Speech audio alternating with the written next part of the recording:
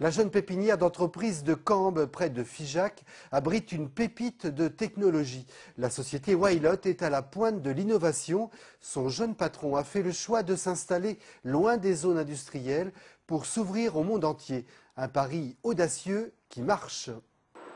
Plus de 10 brevets déposés en 2 ans d'existence, des innovations à faire pâlir les entreprises high-tech d'Asie ou du Moyen-Orient. Whylot est une société de 9 personnes qui fabrique des moteurs électriques à très haut rendement. Son créateur, Romain Ravo, n'a pas 30 ans. Il a déjà reçu une multitude de prix pour son sens de l'innovation. Aujourd'hui, il est en passe de remporter le prix national du jeune entrepreneur. Une prouesse qui n'étonne pas ses collaborateurs. Moyenne d'âge, 30 ans. On le considère plus comme un ami, comme un patron. On travaille dans une ambiance qui est quand même très détendue. Alors on n'a pas peur de venir bosser 10 heures par jour. Voilà, donc c'est un cadre qui est très plaisant pour travailler. Je sens que les gens sont très motivés et très boostés pour réaliser des choses innovantes. Donc ça m'encourage aussi. Pour faire émerger des idées nouvelles, il faut savoir créer l'alchimie qui leur donne vie.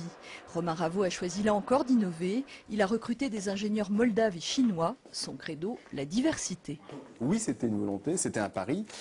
Et aujourd'hui, ça marche parce que c'est cette différence de culture qui nous permet aujourd'hui de développer des produits qui seraient difficilement imaginables, peut-être en fait avec, on va dire, une seule catégorie de personnes, quoi.